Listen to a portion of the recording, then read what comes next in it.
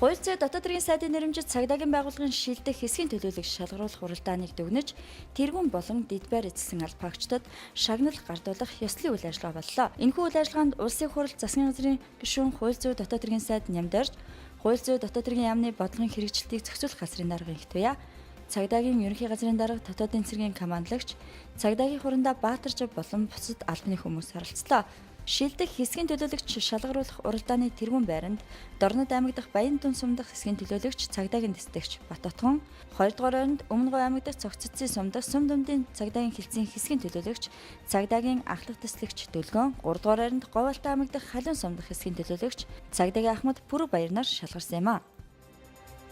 Тэгээд Дорнод аймгийн төлөөлж бас хэсгийн төлөөлөгч нараа төлөөлж бас энэ тэмцээн уралдаанд бас хууль зүйн дотоод хэргийн сайдын нэрэмжит цагдаагийн байгууллагын шилдэг хэсгийн төлөөлөгч 2017 уралдаанд бас амжилттай оролцож бас тэргүүн барьсандаа баяртай байна.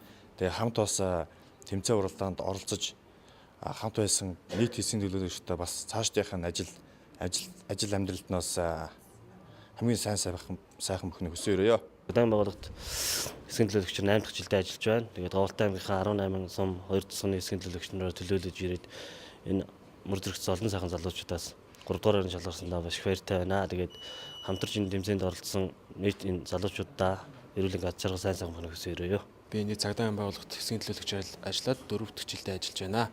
Ингээд хууль зүйн дотоод хэргийн сайдын нэрэмжит шилдэг хэсгийн төлөөлөгч шалгаруулах тэмцээнд төв орнуудын цагдаагийн газрын шилдэг хэсгийн төлөөлөгч нь ур чадвар эрдэм мэдлэгээ сорж өрсөлдөөд 2 дугаар эзэсэндээ маш их баяртай байна. Тэмцээний тэргүүн байранд шалгарсан албаагчид автомашин, мотоцикл, компьютерийн эзэд болсон юм а. Иргэн танд цагдаагийн байгууллага албаагчтай холбоотой мэдээлэл гомдол санал байвал цагдаагийн ерхий газрын 126 дугаард хандна уу.